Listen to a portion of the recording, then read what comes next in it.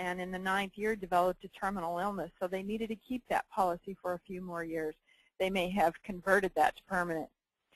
A significant amount of term policyholders replace existing coverage with a similar, less expensive plan. Someone may have bought a 20-year term policy, for example, 10 or 12 years ago, and they may be able to buy a new 10-year term or a new 20-year term if they still need their coverage that long for less money, simply because the rates have been reduced. And sometimes people let a term policy lapse because the need for protection is diminished. It's interesting that Low-Load Insurance Services has been in business for 13 years, and the only claims we've ever had were on term insurance, and they were all young breadwinners of families. We've had a number of deaths occur on a survivorship policy, but not yet the second death.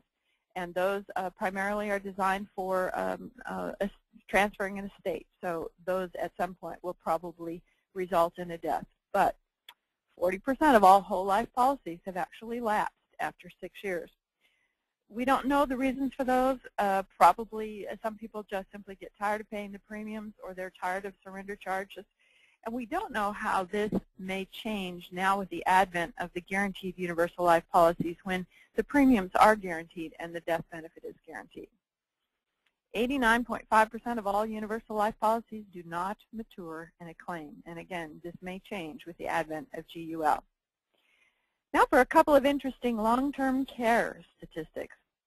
The two largest long-term care insurance claims today each exceed $1 million.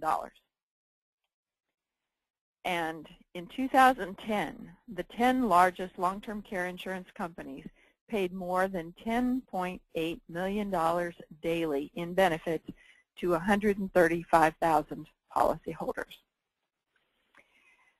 This was an interesting statistic, and Jerry Skapiak is going to talk more about annuities toward the center of this program. And this statistic is that 90% of annuity owners still own the first annuity they bought, and only 3 out of 10 owners have withdrawn money from annuity they own.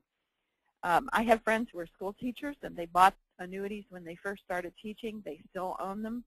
They have retired, and they have not withdrawn money. It's not unusual for people to have annuities where they never intend to take out money. And Jerry's going to have some new ideas for things they might do with those old annuities. These statistics involve group insurance, and I find this particular statistic a bit frightening given the state of the economy today. 40% of insured husbands and insured wives have only group life insurance coverage. If you've ever helped someone leave a job, you know that one of the biggest worries they have is how will they protect their family. And group insurance, if it's converted and portable at all, many times it's not, but if it is, it's extremely expensive. So group insurance is a good safeguard, but it's not enough coverage. And your young families need to make sure they have additional insurance that's not tied to their employers. People insured only through group life insurance coverage have the lowest average amount of coverage.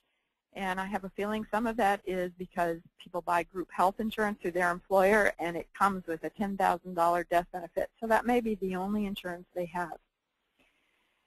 This statistic is interesting because it says 75% of working single mothers own life insurance, compared to only 57% of women overall.